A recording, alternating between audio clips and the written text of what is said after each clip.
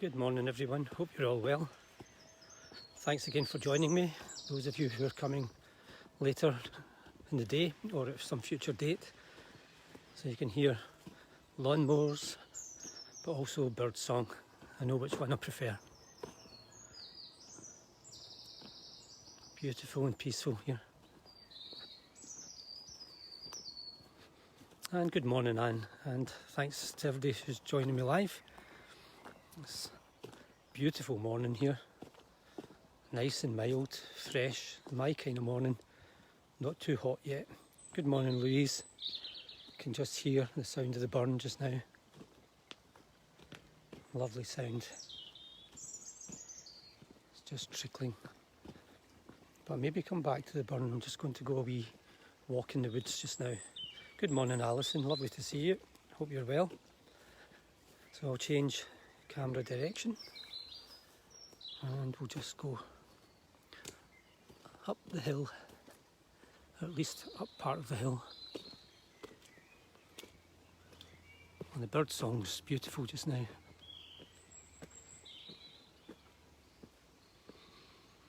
And it's to me it's one of these perfect days.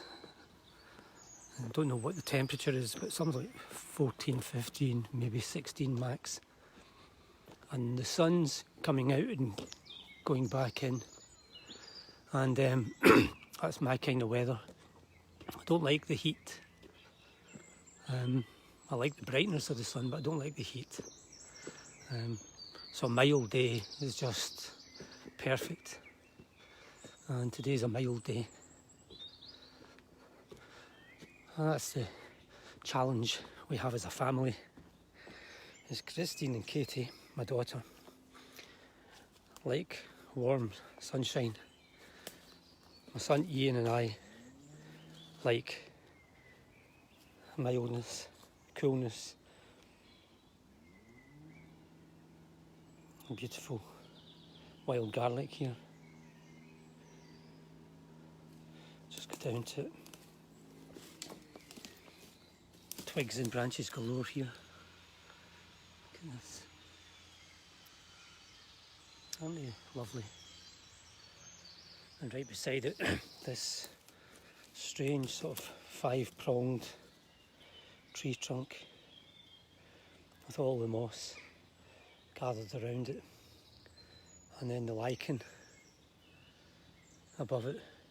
Christine had actually studied lichens as part of an Open University degree she did. Amazing. She was able to do that and raise the kids at the same time. Beautiful moss. It's almost like somebody's knee, isn't it, with a kneecap sticking out. And now we're in the untested kind of pathways, much lesser visited. This is where I slipped last time I was here, so I'll try not to slip this time. But there's a big holly tree, as you can see in front of me, actually right across the path, so I'll need to just nip down, bear with me. There we go. But yeah, it's interesting from a family point of view about what you prefer and what you like and the compromises you have to make on all sides.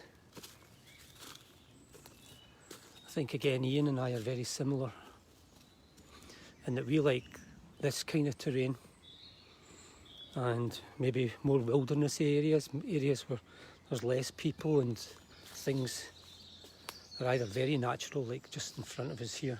Yeah, amazing. Oh, that really could be a rainforest. That's brilliant. It could be a sculpting, that could be one of the eco-art things where they're been planted deliberately to make that formation. It's just gorgeous. Absolutely beautiful. And that slim tree where all the creepers or branches have been growing out of goes up and at the end it makes this sharp bend there, just there. Amazing what nature chooses to do. So yeah, I like the quiet places.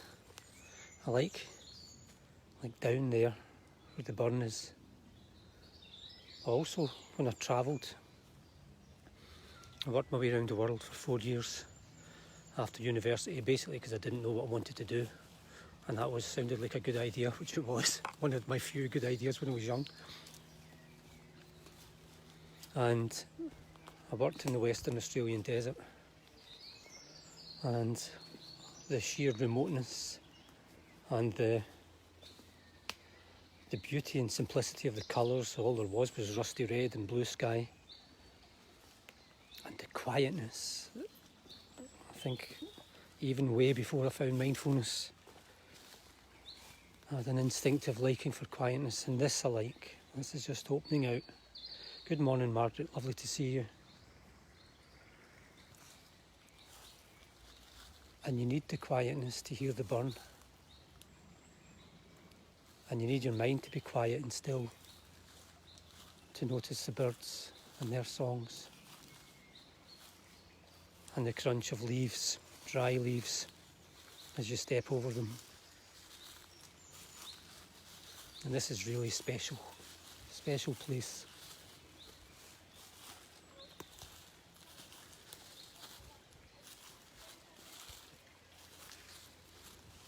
And the trees in the distance. Again, looking like either a rainforest or a sculpting, deliberate mass sculpting, but it's all natural.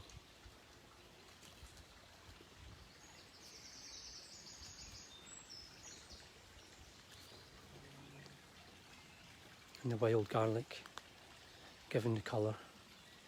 And this is where the burn bends around here. So I'm almost like in a peninsula sort of thing, with the burn at 3 sides. But the 4th side is majestic, rising back up to the path. And this tree I've never really explored. This wee one here that's twisted and gnarled, it's a holly tree, I think. No, it's not. I don't know what it is. A living twisted, gnarled tree. So let's start at the beginning. As the sound of music says, it's a very good place to start. So that's its roots, all moss covered, twisted and turning into one another. And then we're covered in ivy here, all the way around. And then it's this mass of ivy covered, but it's not an ivy tree per se, or creepers, but these things, or is it? I don't know. Be interested in people's, with more expertise, view in this. Isn't that astonishing? Look at the sheer complexity as I sort of slowly step back. What beauty we have here. And hi Emma, lovely to see you. Thanks for joining us. We'll just nip along this way and just see the burn here. I'll see if I can get a better vantage point in a second, but well, this is okay. Oh, and I'm distracted, which is not very mindful, but as I've always said, if the distraction is more interesting or more useful and helpful and pleasant than what you were focusing on, i.e. the burn for me, then go to it. And these were worth the distraction. Pretty little things, beautiful, all over.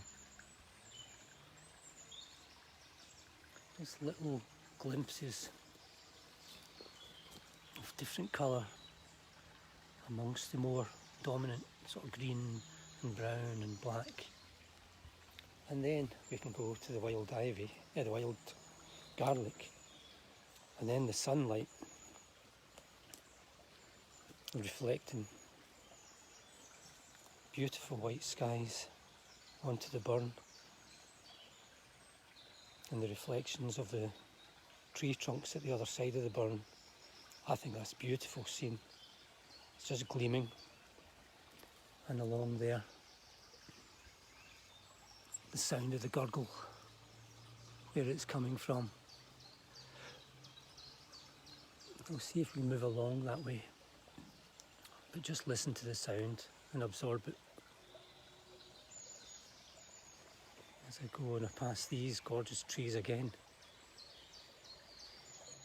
Nature finds its own shapes, doesn't it? Beautiful.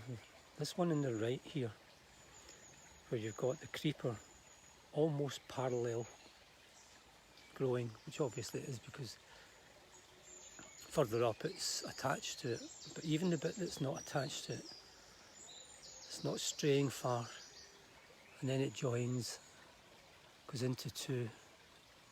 It's just very, very beautiful here. And new shoots coming out of a tree that goes all the way up there. There's the sun there. So we'll just snip up again. Excuse me, it's a wee bit tricky. Past the gnarled, strange tree. And then down here, there seems a little natural pathway past a beautiful fern. It's got three main parts to it. Gorgeous. And the sound. Mindfulness, no aim, just experience. Just experience the sound and the physical feel of me stepping on to old dry twigs and leaves. And down there, when I was a kid, I'd been down there as like a shot and just jumping along all the rocks. But look at the reflection and listen to that sound. A gurgling water and bird song.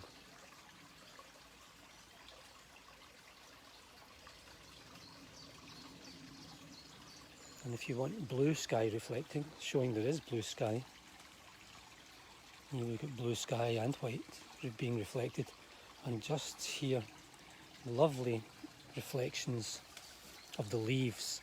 I'll try and get down a wee bit better to show them in all their beauty.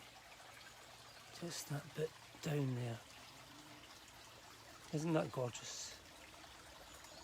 And you're right, Alison, Christine needs to get down here with me with the plant identifier thing, or I should be more diligent and actually get the plant identifier thing for myself and do it.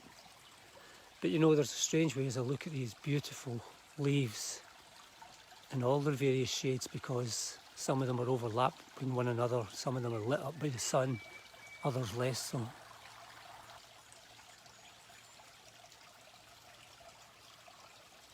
But yeah, there's something that tells me,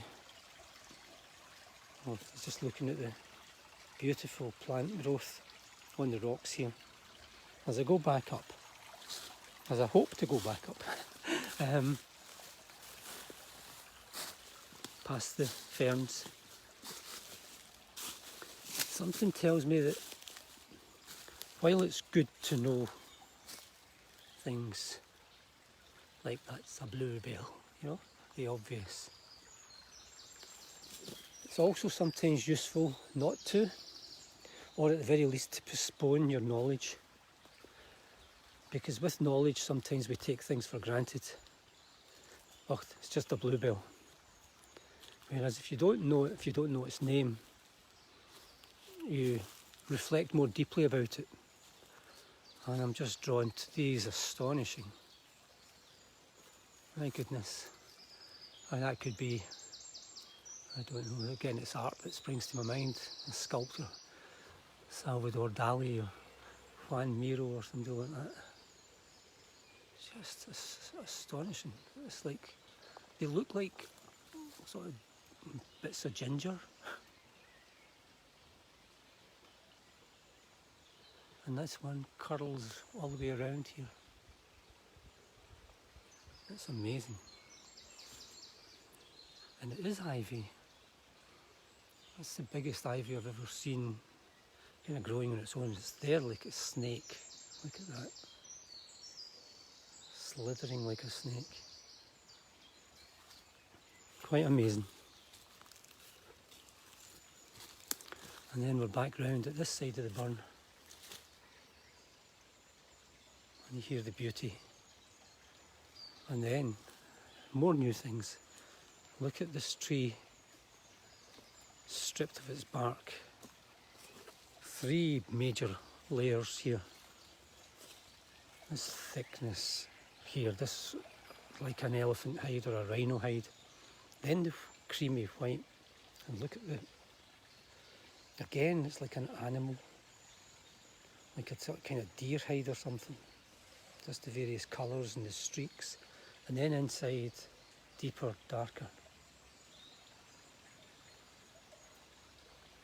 There's the 3 together. And it's the same on the split, the second split of the tree.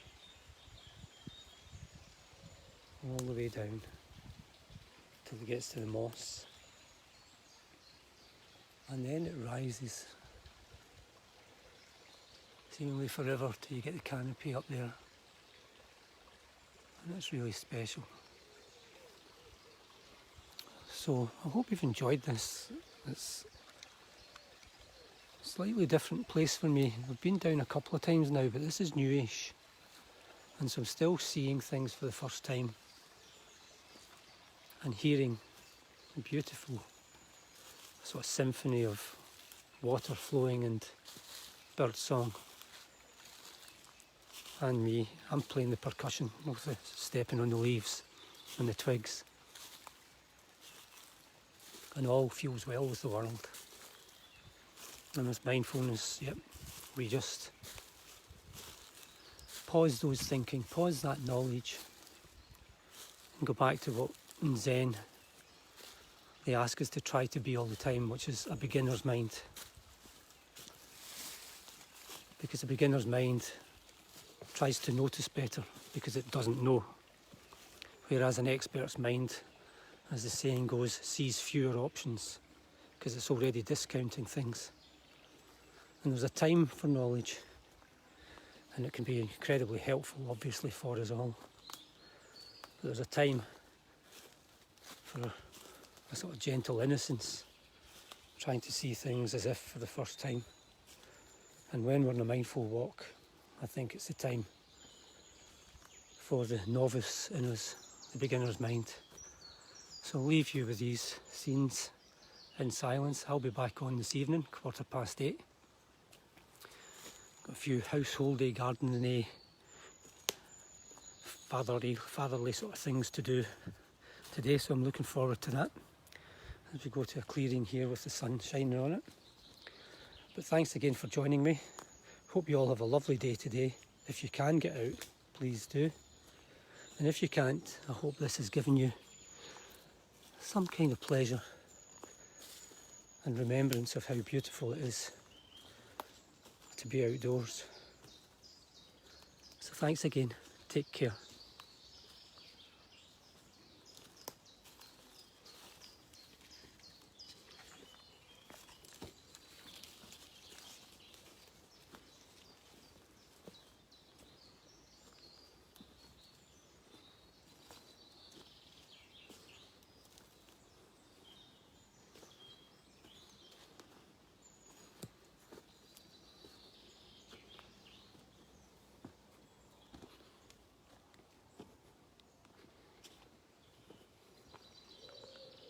I'll just add one little thought that came to my mind there. Apparently, 500 BC, the Buddha said, "Hi Isabel, thank you," said to his followers, he grabbed a bunch of leaves in the woods and he said, "Tell me, what's got the more leaves, in my hand or on the floor of the woods?" And he said, "Well, obviously on the floor of the woods." And he said, "Well, similarly, there's an awful lot I know more about the world than I teach. But I choose to teach only those things that help people have a full, rich life, a happy, peaceful life. All the other things I know don't help that." And that's an interesting thing for us to ponder, I think. is the kind of wisdom of that. What's the practical knowledge that helps you have a full, rich, happy life? And what's all the stuff in our head that doesn't add anything at all? I'll leave you with that thought. Take care now. Have a lovely day. Bye now.